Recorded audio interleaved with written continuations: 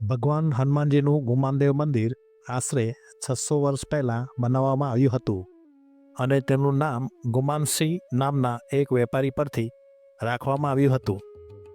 ગુમાનદેવ મંદિર ભરૂચ જિલ્લાના ઝઘડિયામાં તાલુકાના ભરૂચ ઝઘડિયા હાઈવે પર છે. ઝઘડિયાથી આશરે 5 કિલોમીટર અને ભરૂચથી 25 કિલોમીટર દૂર આવેલું છે. તે ભગવાન હનુમાનજીના ભક્તો માટે મુખ્ય યાત્રાધામ છે.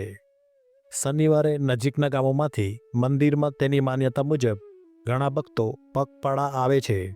ટ્રસ્ટ દ્વારા દર વર્ષે શ્રાવણ માસના શનિવારે લોકમેળાનું આયોજન કરવામાં આવે છે અને હજારો ભક્તો દાદાની ભક્તિ સાથે ભાગ લે છે.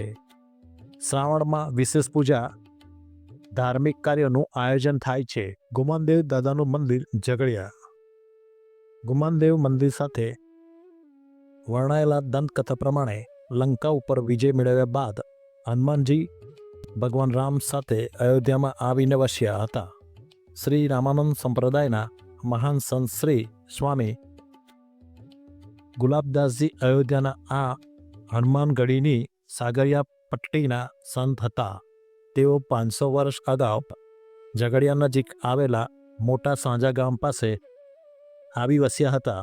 ત્યાં એક રાત્રે સંત શ્રી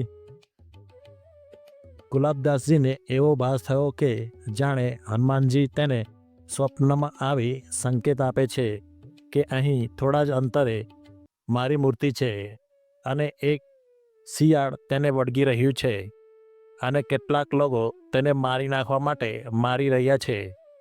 તમે ત્યાં જઈ તેનું રક્ષણ કરો.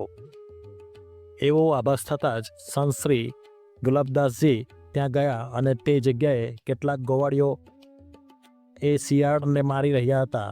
આ શિયાળ મૂર્તિને ચોંટી રહ્યું હતું. ગોવાળીઓ આ શિયાળ રોજ જ આમ કરે છે કહેતા ગુલાબદાસજીએ આદેશ કર્યો કે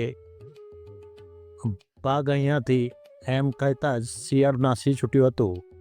આ ચમત્કાર આસપાસના ગામોમાં પહોંચતા લોકો દર્શનાર્થે પહોંચ્યા હતા. ત્યાર પછી ગુમાનદેવ દાદાની મૂર્તિ હનુમાનજી જયંતીના દિવસે સ્થાપિત કરવામાં આવી હતી. અહીં હનુમાનજી હાજરા હજુર હોવાના પરચા અનેક ભક્તોને મળ્યા છે.